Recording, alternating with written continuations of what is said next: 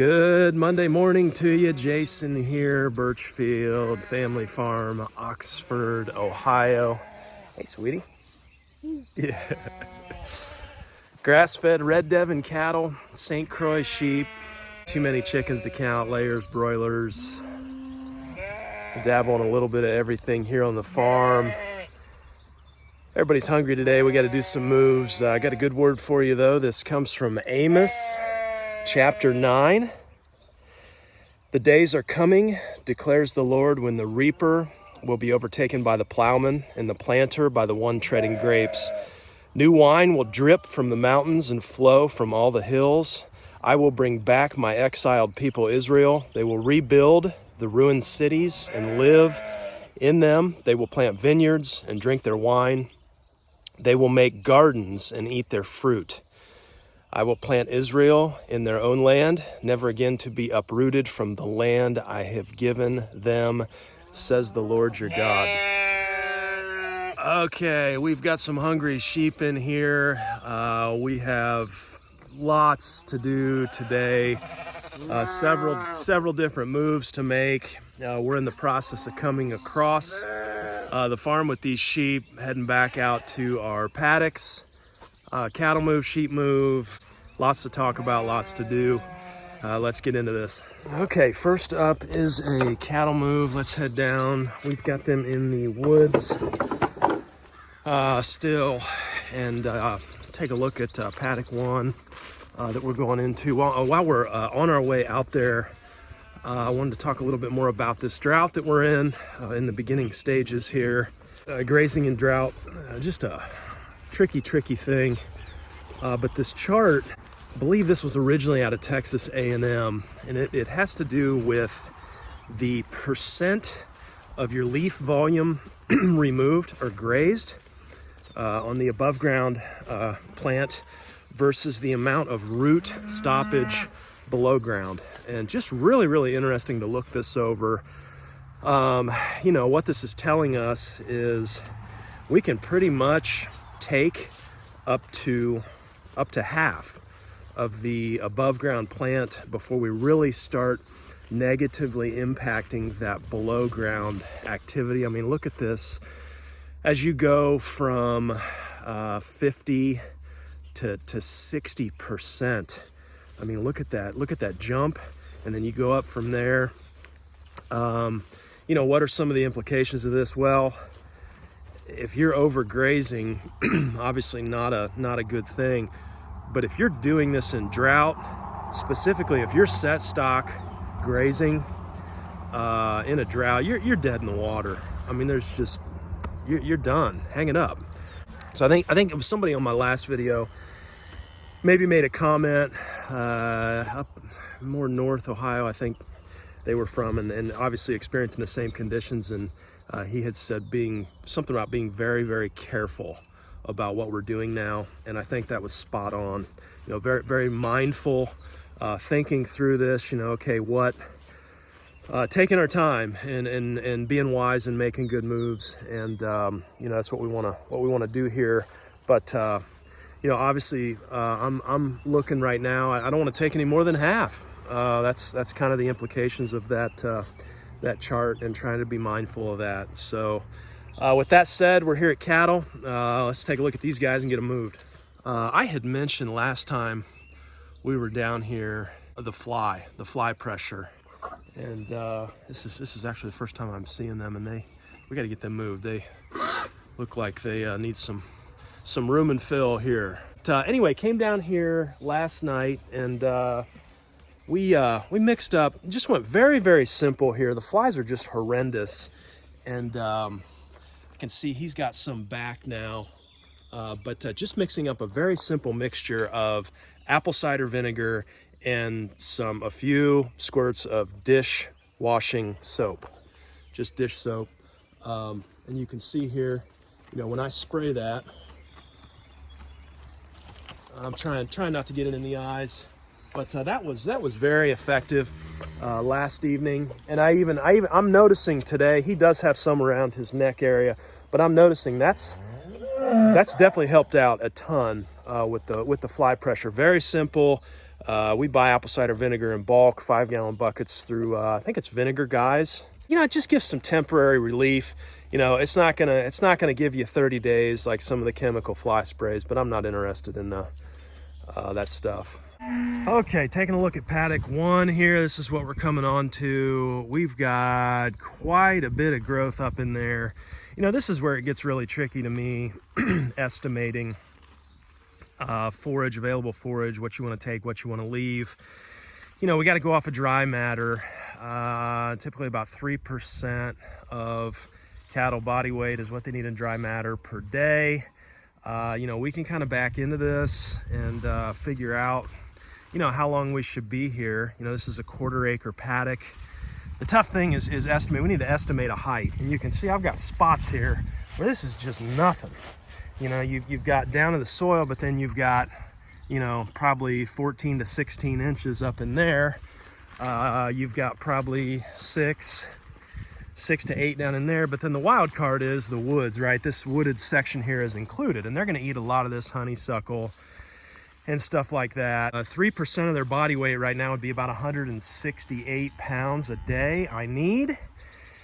So 168 pounds, let's just say, including the wooded stuff and everything, there's an average of 12 inches on the pasture, which might be a stretch. You know, you can get a grazing stick to more accurately measure this. I should probably pick one up or make one.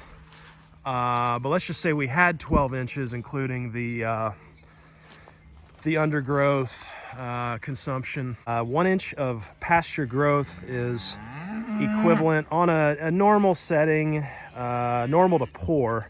It's equivalent to about 100 pounds of dry matter per acre. 100 pounds per acre per inch of pasture growth. Obviously that can vary. So, you know, looking at that, if we had an average of 12 inches, we have about 300 pounds of dry matter on this 1/4 acre. Now, we just went over our chart, and you know, obviously I'm not wanting to take more than half. And so, you know, figuring out our 168 pounds per day that we need, 300 pounds available, we're going to be taking about 56%. About 56%. Again, tons and tons of estimating here. I think, you know, erring on the side of moving them more quickly now would be wiser than trying to stretch. Obviously, in this drought, we want to conserve here as much as possible, but you know, aiming to take 56%. Let's see how this goes here. You know, we can always skip them quicker. Now, you know, one of the questions is, well, could I put out hay if I needed to increase that? You know, I could, but I know my cattle's behavior, and as long as there is any type of green material on the ground, if it's not yet a putting green, they will not touch that hay, and they'll take a second, third, fourth bite of this pasture for sure. And so they'll overgraze, you know, even if I put hay out. So that's not really an option. A 12 inches, estimating that, could be a little bit off. But the really cool thing is we can flex.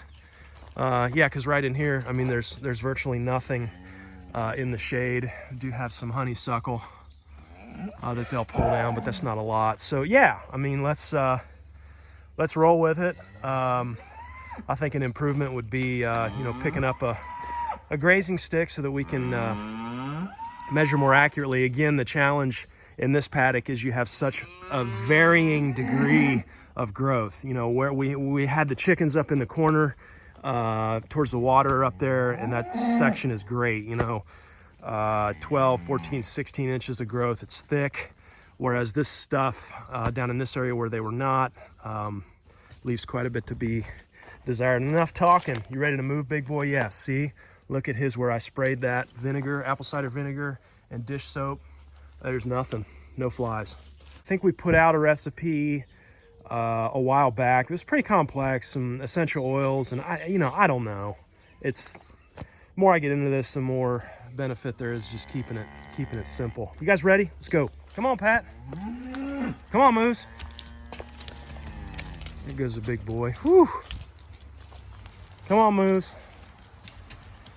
Yeah, flies also are drawn to testosterone. So your bulls are gonna have more fly pressure than the cow. She's got some there. I need to spray her again. Yeah, it looks like they're going straight for the white clover here. Can't say I blame them. That looks tasty. Look at that bull. Oh, he's into it. Just loving life. How is it, buddy? How's the salad bar? Yeah. What do you think, Daze? Yeah, do we have that spray bottle? I'm gonna hit them again. I want to talk about one other issue here before we move on. You know, so many times on the farm, we have one issue. The farm can be a complex place, right? Let me just say that for starters. So many times, you know, we get an issue in one area and then we, maybe it's just human nature, we kind of overcompensate and create other issues. I think that was the case here. You guys that have been following for a while know that almost a year ago we dealt with our first and our only case of grass tetany. Lost a heifer, heartbreaking. Really got some bad advice from a feed supplier. Told us just to put out kelp and Redmond salt. That was all we needed. The pasture would make up for differences. And sorry for repeating this information. I know some of you have heard it before, but that cost us the life of a heifer. That mineral ration, simply because when the grass gets green, potassium levels go up. You've got this equation: potassium over magnesium plus calcium.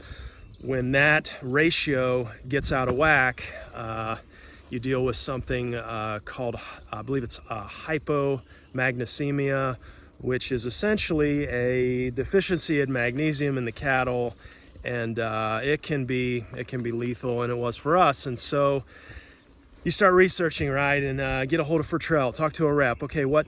Well, you know, they have a beef mineral that's higher in magnesium that we should be putting out. Our issue was, because we run multi-species, we needed a mineral that would be good for both sheep and cattle.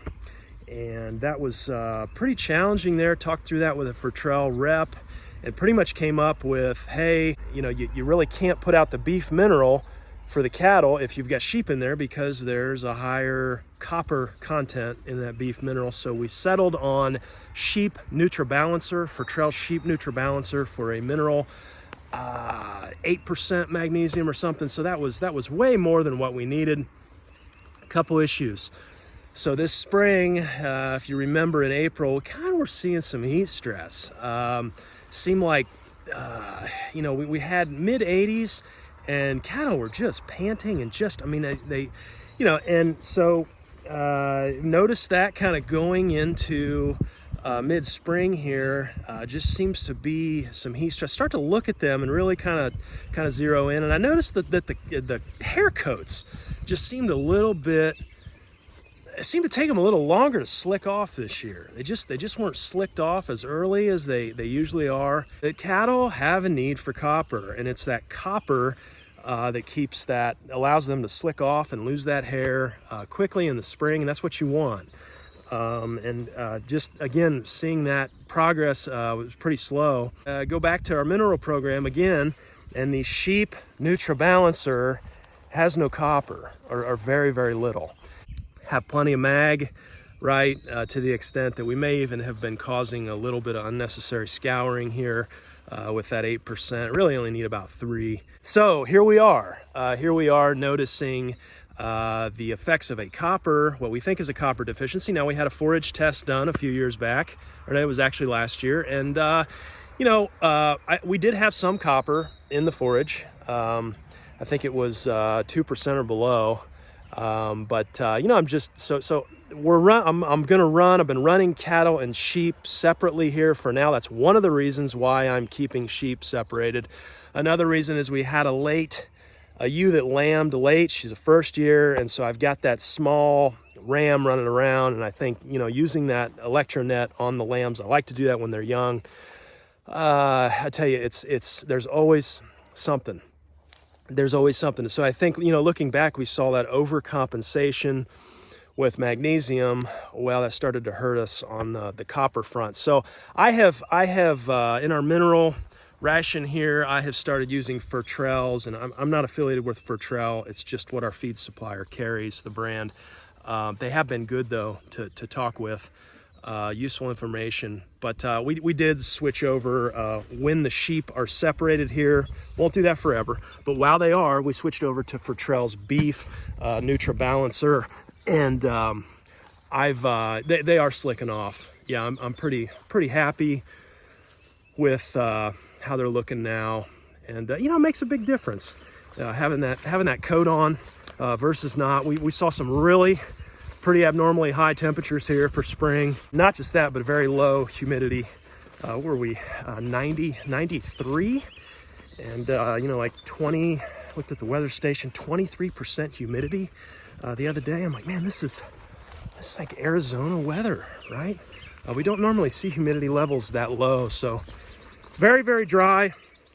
But the point is, you know, you get focused in and dialed in on one thing and forget to kind of look at the entire picture. You know, having that mineral right, especially in a grass-fed program, it can be very important. And as always, you know, we're learning as we go. So going forward, you know, I think we are okay when we see the green lush stuff. And what caught me last year was we saw that tetany in the fall. Typically I'm looking out for it in the spring like crazy, but in the fall we had, you know, a couple inches of rain over Labor Day last year, and that grass just, and you know, those potassium levels shoot up. And then you know, there's actually, we sent a forage sample in, and there's a ratio that they can quantify, and you can tell if you have tetany prone pastures. The other interesting point, doing some research from the 1950s, Voisin, I believe it was, pointing out that areas that have been in tillage, that you'll see a higher incidence of grass tetany in areas that have been tilled. And so I, you know, see producers all the time talking about, you know, tilling and reseeding and all this, and that, man, I will not do that. Not do that here. But interestingly enough, that area, that paddock where we had the tetany, that had been in row crop corn. So it had been tilled. You can still see the furrow marks out there. You know, I think we'll probably stick with that sheep NutriBalancer and continue to put that out as long as we run sheep and cattle together. I do believe it's good for the sheep, and sheep do need some copper, right? They do need some, just not what the beef mineral mix has. So anyhow, that's our learning curve here. But so that's a long explanation for where we are with our mineral program here. On my way back to move sheep here, take a look at sheep, and I just can't help but stop and observe what we've got going on here with the cattle. Again, and I know this is going to seem like harping because I mentioned this so much, but I want to drive this point home. We ran the laying hens in this spot simply because it was close to this water. I had their tractor right out in here. Look at all this bushy grass right where she's at. And here they are, you know, up in this spot. I mean, this is pulling us through, you know, those laying hens. It's so easy to poo-poo the chickens, right? Oh, they're small, they're a pain, you know, they crap, they get everywhere, they crap everywhere. I get it. I'm in that regard not a big fan either. You know, they're so hard to keep in and keep contained. But look at this. I mean, look at this grass growth, you know. And then you go out in here, and they were not out there. So here we are in drought, seeing more growth, seeing a quicker recovery because of those chickens. And if you can swing it in a grazing operation, run them, get an egg mobile, get it going. I've got to figure out this year, and you guys have heard me say this, but how to get a longer hose and get them out. Just amazing, the difference in grass growth, even just after a year. And it's pulling us through this drought, buying us time. quicker recovery. Okay, real quick here, checking in on the meats. I know this is a longer video. Broilers, meat birds here. I just wanted to speak to first of all, these guys are doing really well. Just got everybody moved and fed. But I wanted to say I did add a second bell water, and I tied that into the first. You know, we're keeping kind of like a couple gallon, you know, container that you would fill, and you know, it's challenges to that. I love this though. This has worked out well because both of them are up off the ground now. They both automatically fill. And then these two bell waters, and those fill as the hens drink. So everything is on demand. But I wanted to say on this hookup, I used a splitter, and on our, if you guys saw our reverse osmosis video on maple syrup, maybe I'll link to that. There is a link in there to some 1/4-inch tubing.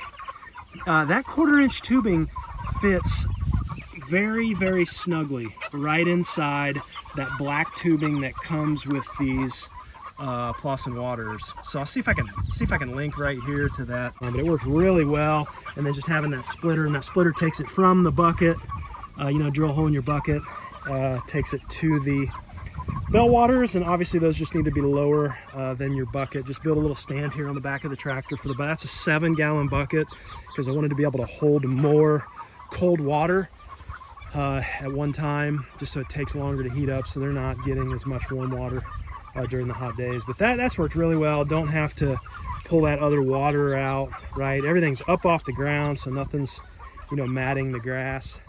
Okay, here we go on the sheep. Samuel, the shepherd there, is going to send him to us. Okay, so the goal is from over there, going to come down through here, and then we will whip around to sheep paddock number 1 here, right in through there. I've got that 1/8 of an acre sectioned off here. Let's go over these numbers in just a bit here, but also sheep and cattle. It's been 30 days. 30 days since we've come off of both of these paddocks. Again, that's more critical for the sheep, and that rotational grazing, not returning to the same spot for 30 days, it's going to help. It's not going to eliminate, but it's going to help with those parasites in sheep, specifically that barber pole worm. You're trying to outlast that barber pole worm life cycle. Looks like he's gotten into some trouble here. Let's head up there and help out. Yeah, I should have known better. Typically, when we move animals and they're hungry, when you try and go long distances, it is more times than not when they're hungry. It's just a disaster. They're everywhere. Okay, he's got them going in the right way here. See if I can get this. Okay, they're wanting to stop to eat. Everybody's hungry. We did put out just a little bit of hay here before the move, but nobody wants to eat hay this time of year. Give me that fresh grass, they say.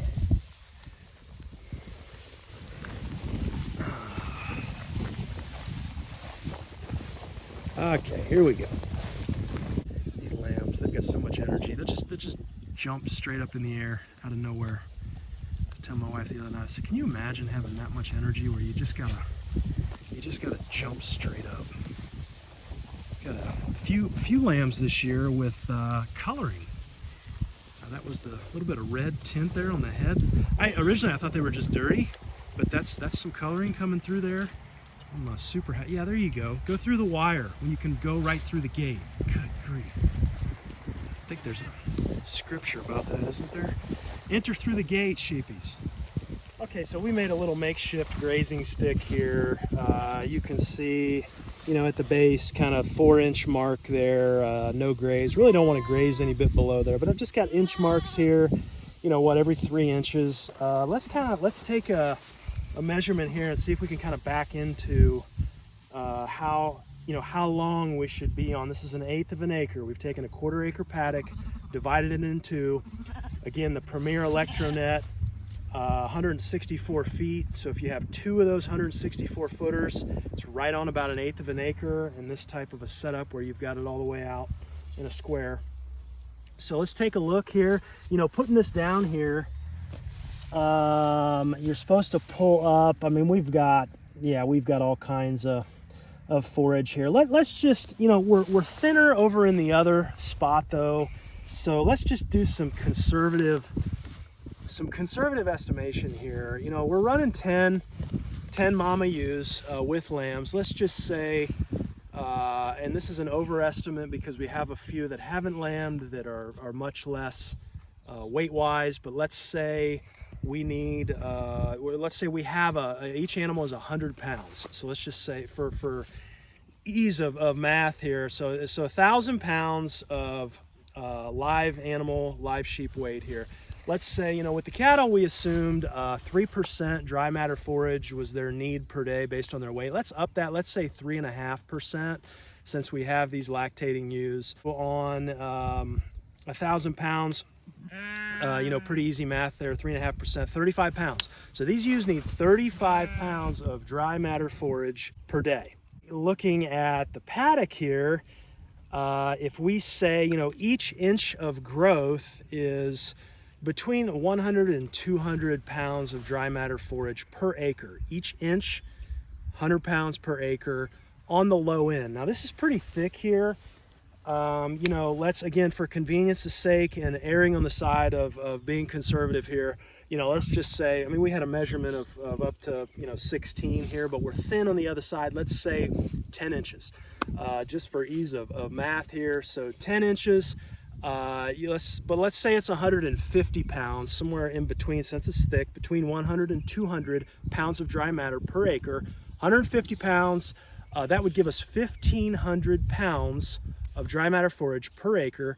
Divide that by 8 because we're on 1/8 of an acre, and we're at about 187.5 pounds of dry matter forage on this 1/8 of an acre. Now, so how long can we be here? We need 35. It's 35 to 40 pounds. 40 pounds would be 4% of body weight.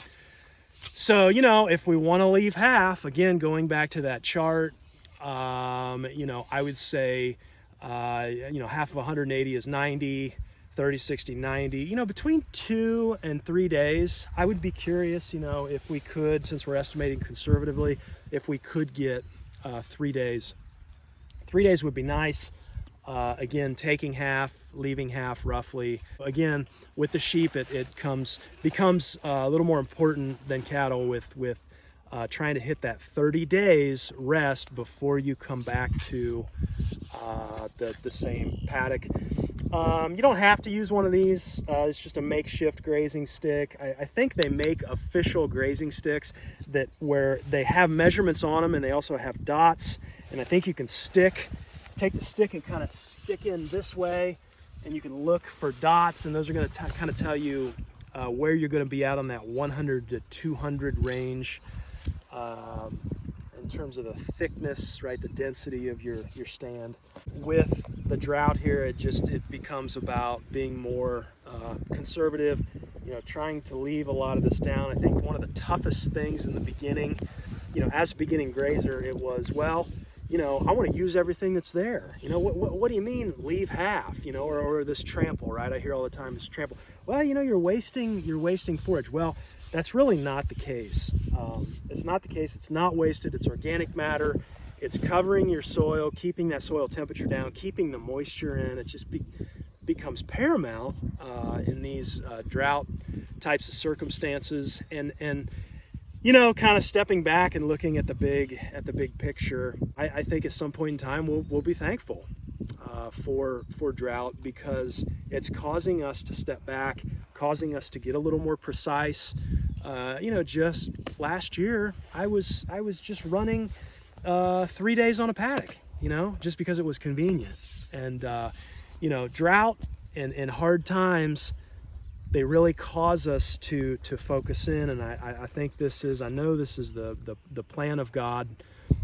These hard times, they don't come randomly. They don't come for no reason.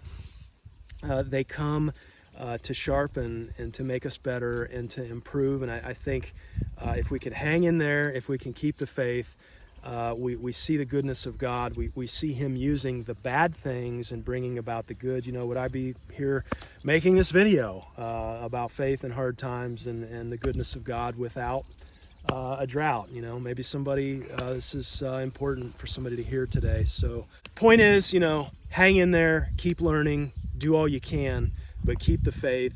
And in these hard times or these challenging times, they're not random, they're not for no reason. The Lord in his goodness, he's accomplishing things. If we can hang in there and you know, keep pursuing, keep following, keep the faith. He's good, he's faithful, he's loving, he's kind, and I have hope because of that today. So thanks for hanging with us today, and I hope you have a good one. I hope you're at peace today, and we'll talk to you next time. We'll let you know next time how these numbers pan out. Take care.